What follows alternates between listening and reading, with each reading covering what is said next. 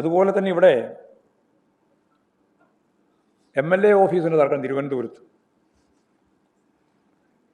ആ തർക്കം വന്നപ്പോൾ നിയമസഭാ അംഗത്തിൻ്റെ ഓഫീസ്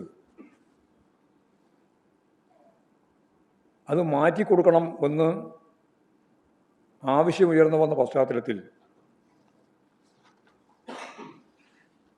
ഇവിടെ മുരളീധരൻ ഉൾപ്പെടെയുള്ള ആളുകൾ BJPക്ക് അനുകൂലമായ വാദമാണ് ഉന്നയിക്കുന്നത്. എന്ന് പറഞ്ഞാൽ മെല്ലെ തുടങ്ങിയിരിക്കുകയാണ് തിരുവനന്തപുരത്ത് ഉൾപ്പെടെ.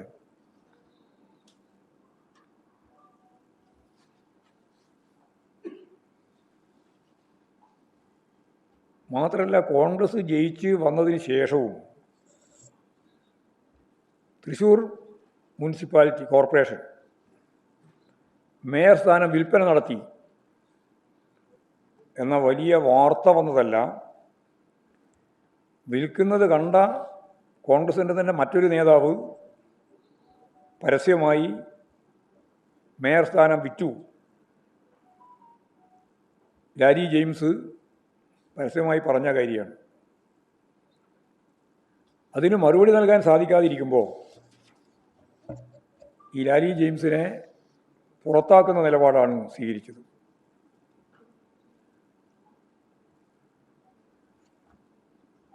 DCC പ്രസിഡന്റ്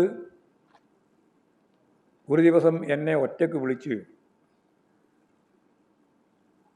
ഈ സിസ്റ്റം മുന്നോട്ടേക്ക് കൊണ്ടുപോകാൻ പണം ആവശ്യമാണ് എന്ന് പറഞ്ഞുവെന്നും അപ്പോഴാണ് അവർ പറയുന്നത്, ലാരി ജെയിംസ് പറയുന്നത്, എനിക്ക് പണമൊന്നും കൊടുക്കാനില്ല.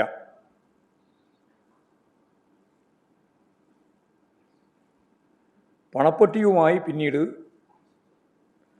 നിജി ജസ്റ്റിൻ നേതാക്കളെ കണ്ടു എന്നും അവർ തന്നെ പറയുകയുണ്ടായി. ഇതിന് തന്നെ വേറൊരു പതിപ്പാണ് കൊച്ചി മേയർ സ്ഥാനത്തേക്കും നോമിനിയായിട്ട് നിശ്ചയിക്കപ്പെട്ട ഗ്രൂപ്പ് തർക്കത്തെ തുടർന്ന് അവരുടെ പ്രധാനപ്പെട്ട നേതാവിനെ തന്നെ ഒഴിവാക്കി.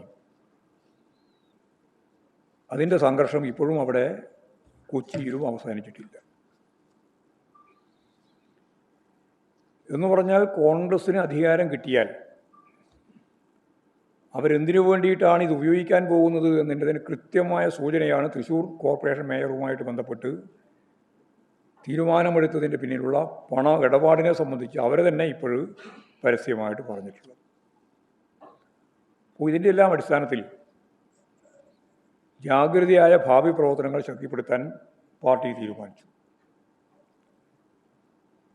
അതിലേറ്റവും പ്രധാനപ്പെട്ടൊരു കാര്യം, പാർട്ടി സംസ്ഥാന കമ്മിറ്റി കണ്ടെത്തിയിട്ടുള്ള ഈ കാര്യങ്ങളെല്ലാം വെച്ചുകൊണ്ട് പാർട്ടിയിലുടനീളം പാർട്ടി റിപ്പോർട്ടിംഗ് നടന്നു കഴിഞ്ഞാൽ അത് ജനുവരി 15-ാം തീയതി ആകുമ്പോഴേക്ക് ആ റിപ്പോർട്ടിംഗ് പൂർത്തിയാവും എന്നാണ് ഞങ്ങളിപ്പോൾ കണക്കാക്കുന്നത്.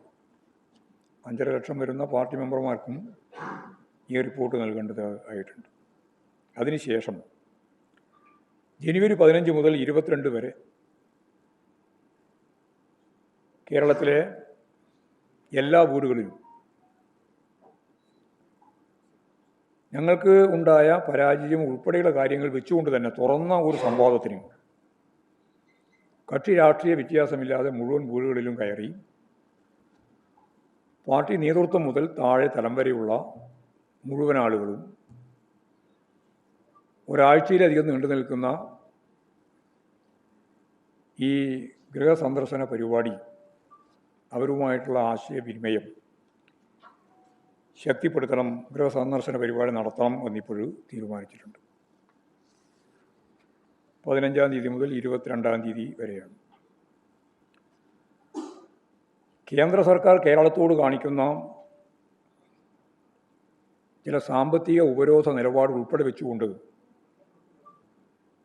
അതിശക്തിയായ പ്രക്ഷോഭ സമരങ്ങൾ സംഘടിപ്പിക്കുന്നതിന് ഇടതുപക്ഷ ജനാധിപത്യ മുന്നണി ഇപ്പോഴും തീരുമാനിച്ചിട്ടുണ്ട്. അതിന് പരിപൂർണമായ പിന്തുണ നൽകാൻ ഞങ്ങൾ സംസ്ഥാന കമ്മിറ്റി തീരുമാനിച്ചു. ഇടതുപക്ഷ ജനാധിപത്യ മുന്നണി ഇവിടെ ചേർന്നപ്പോൾ മുന്നോട്ടേക്ക് വെച്ച ഏറ്റവും പ്രധാനപ്പെട്ട 2 പരിപാടികളാണ്. ഒന്ന്, ജനുവരി 12-ാം തീയതി പാളയം രക്തസാക്ഷി മണ്ഡപത്തിൽ